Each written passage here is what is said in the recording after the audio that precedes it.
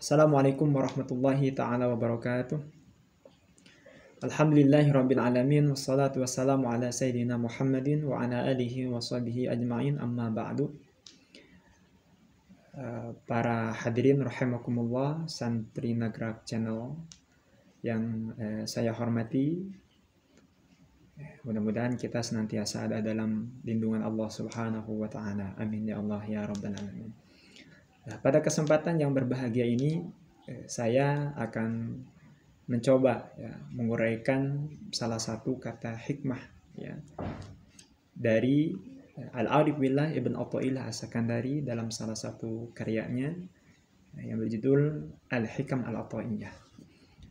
Adapun untaian hikmah yang akan coba saya uraikan pada kesempatan yang sangat singkat ini adalah hikmah yang ke-15.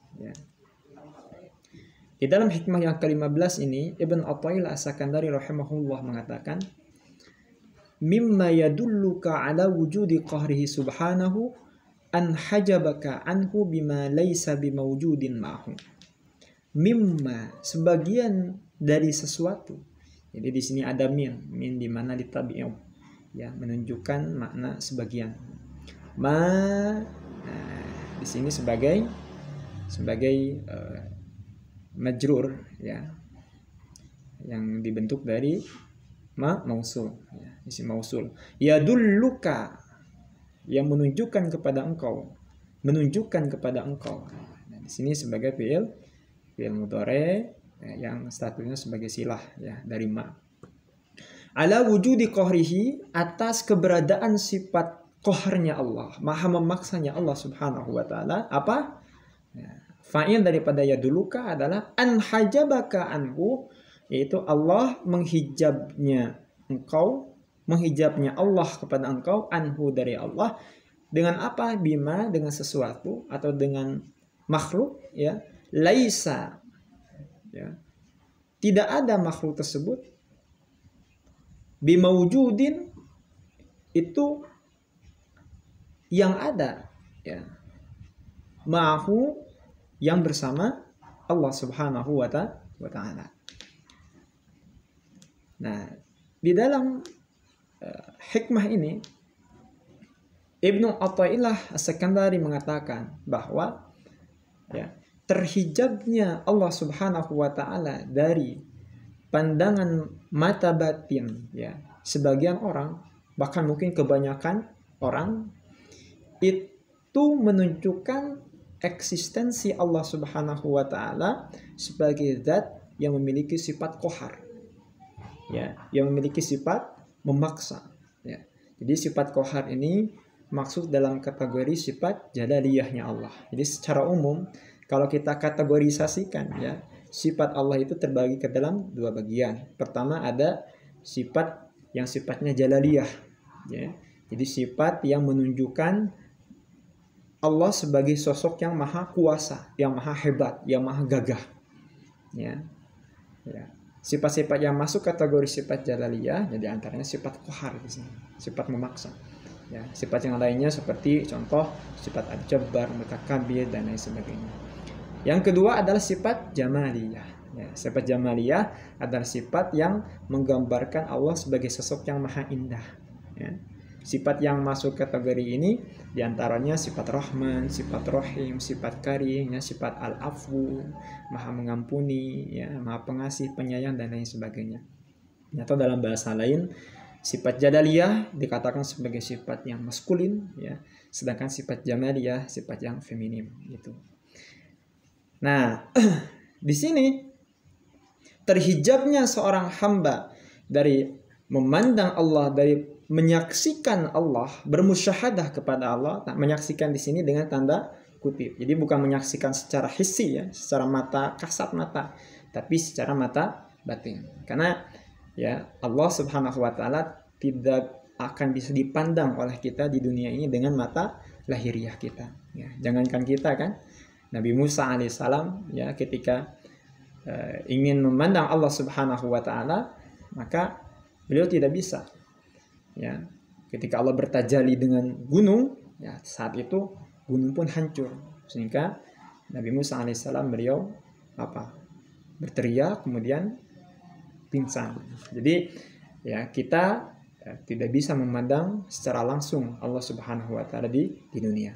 Adapun istilah memandang dalam kacamata ilmu tasawuf ya atau bahasa memandang yang sering dikemukakan oleh orang-orang yang bermakrifat kepada Allah itu adalah memandang dalam artian memandang dengan ruhani ya, memandang secara maknawi ya, memandang dengan mata batin. Lalu apa yang membuat atau hijab apa yang menutupi dirinya untuk bermusyahadah kepada Allah Subhanahu wa taala, menyaksikan Allah Subhanahu wa taala, yaitu adalah makhluk itu sendiri. Alam raya ini ya, segala sesuatu selain daripada Allah Subhanahu wa taala, alam semesta ini termasuk bahkan dirinya sendiri itu bisa menjadi apa? Hijab. Bisa menjadi hijab ya, atau yang menutupi dirinya untuk memandang Allah Subhanahu wa taala. Lalu timbul pertanyaan, ya, kenapa orang itu bisa terhijab dari menyaksikan Allah Subhanahu wa taala? Jawabannya adalah dikarenakan hatinya belum dibersihkan dari sifat-sifat yang negatif, dari karakter-karakter yang negatif. Ya. Kalau Imam Al-Ghazali dalam kitab Kimia Sa'adah mengatakan bahwa karakter-karakter negatif yang ada di dalam diri manusia itu ya seperti karakter hewan buas, hewan ternak, karakter syaitoninya dan lain sebagainya. Ya, ketika karakter-karakter negatif itu masih ada di dalam diri kita, masih meliputi hati kita, ya, masih mengotori hati kita, maka itulah yang menjadikan orang tersebut terhijab dari menyaksikan Allah Subhanahu wa taala. Ya. Lalu timbul pertanyaan, ya, bagaimana contoh praktis ya orang yang hatinya terhijab dari Allah Subhanahu wa taala? Ya, jawabannya contohnya adalah ketika dia memandang sesuatu, ketika dia mendengar sesuatu, ketika dia menyaksikan sesuatu, ya, maka dia tidak melihat kuasa Allah di balik sesuatu yang dia lihat atau yang dia dengar atau yang dia saksikan. Ya, contoh, ketika misalkan seseorang tersebut jalan-jalan yang melihat pemandangan yang indah, pemandangan yang enak, gitu kan? Ya, maka orang yang hatinya terhijab itu ketika memandang pemandangan yang indah itu, dia hanya berhenti pada dzatiyah, ya, pemandangan yang indah itu sendiri. Tidak lantas kemudian mata batinnya tembus sampai kemudian dia menyaksikan zat yang telah menciptakan pemandangan yang indah itu. Itu terhijab hatinya. Ya, ketika misalkan dia mendapatkan pemberian dari orang, ya, atau misalkan seorang yang bekerja kemudian dia mendapatkan upah ya dari hasil kerjanya itu, maka orang yang hatinya terhijab, maka ketika dia mendapatkan sesuatu, mendapatkan upah, mendapatkan uang dari orang lain, maka ya dia merasa bahwa orang itulah yang yang memberikan harta atau memberikan upah kepada dia. Dia merasa bahwa kerja kerasnya itulah yang membuat dia mendapatkan harta, mendapatkan uang itu. Itulah gambaran orang yang terhijab dari Allah Subhanahu wa taala. Ketika dia misalkan mendapatkan pujian dari orang lain, ya, karena prestasinya, karena kehebatannya, maka orang yang hatinya terhijab, ya, dia merasa bahwa orang itulah yang memuji dia. Ya. Jadi tidak sampai kemudian tembus sampai kepada memandang Allah Subhanahu wa taala. Itulah orang yang terhijab.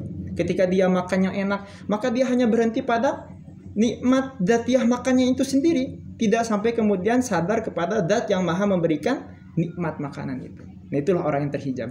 Lalu bagaimana gambaran orang yang hatinya tidak terhijab, hatinya yang bermusyahadah kepada Allah Subhanahu wa taala, hatinya yang bisa menyaksikan Allah dalam berbagai lini kehidupan, yaitu dia yang senantiasa melibatkan Allah dalam setiap apa yang dia lihat, dari setiap peristiwa yang terjadi dalam kehidupan di dunia ini. Ketika dia melihat pemandangan yang indah, maka yang dia lihat itu adalah Allah yang maha menciptakan pemandangan yang indah. Ketika dia menerima sesuatu, maka yang hakikat yang dia lihat itu adalah Allah Subhanahu wa taala. Adapun orang itu hanya menjadi wasilah sampainya rezeki itu kepada kita.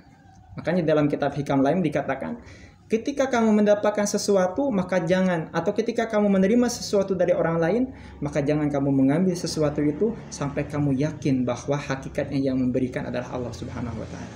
Secara syariat, kita dianjurkan untuk berterima kasih kepada orang yang menjadi wasilah datangnya rezeki kepada kita, tapi secara hakikat batin kita menyadari bahwa itu adalah semata-mata dari Allah Subhanahu wa Ta'ala.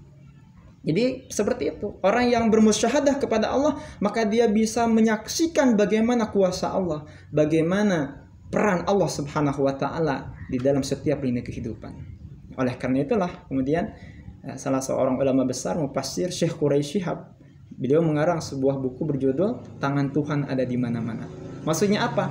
Maksudnya bagi seorang yang basirahnya bersih, mata batinnya bersih, jiwanya suci, maka dia bisa memandang kekuasaan Allah, memandang kehadiran Allah dalam setiap lini kehidupan. Ya.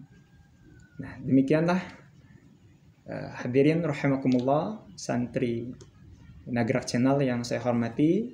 Ya, mudah-mudahan ya kita semuanya termasuk di antara orang yang oleh Allah anugerahkan ruhani, ya, sehingga memang kita bisa betul-betul bukan hanya sekedar paham tapi bisa merasakan ya untaian hikmah dari Ibnu Athaillah As-Sakandari ini. Jadi memang Ibnu Ajibah itu sendiri ya, beliau di dalam mensyarah untaian hikmah ini mengatakan bahwa la yafhamu hadhil ibarat illa li ahlil adwaq, illa ahlul adwaq. Jadi yang hanya bisa memahami betul, mendalami betul ya untaian hikmah yang barusan saya sampaikan itu adalah ahli adwaq. Jadi orang-orang yang betul-betul ruhaninya sampai kepada makom tersebut. Ya, mudah-mudahan kita semuanya termasuk ya salah satu orang yang dipilih Allah Subhanahu wa Ta'ala ya sampai kepada makom keadaan ruhani di mana kita bisa menyaksikan Allah dalam berbagai lini kehidupan. Ya, kemudian Ibnu Ajibah juga mengatakan bahwa tips yang sangat penting untuk kemudian kita perhatikan, untuk kita penuhi supaya kita sampai kepada makom tersebut adalah apa? La tanalu illa bisuhbati ahlil adwaq. Jadi ruhani kita bisa sampai kepada satu keadaan di mana kita bisa menyaksikan Allah dalam setiap lini kehidupan kita, itu dengan cara apa? Dengan cara kita bersuhbah dengan orang-orang yang sudah sampai, orang-orang yang sudah wusul kepada Allah. Artinya kita harus berguru, ya, berguru dengan seorang mursyid yang dia kemudian bisa membimbing ruhani kita, bisa menjadi wasilah bersihnya hati kita, sehingga ketika hati bersih, maka hati kita bisa memandang Allah dalam setiap lini kehidupan kita. Terbuka tirai-tirai hijab-hijab antara kita dengan Allah Subhanahu wa Ta'ala. Demikian yang bisa saya sampaikan. Khairul kalam. Wassalamualaikum warahmatullahi wabarakatuh.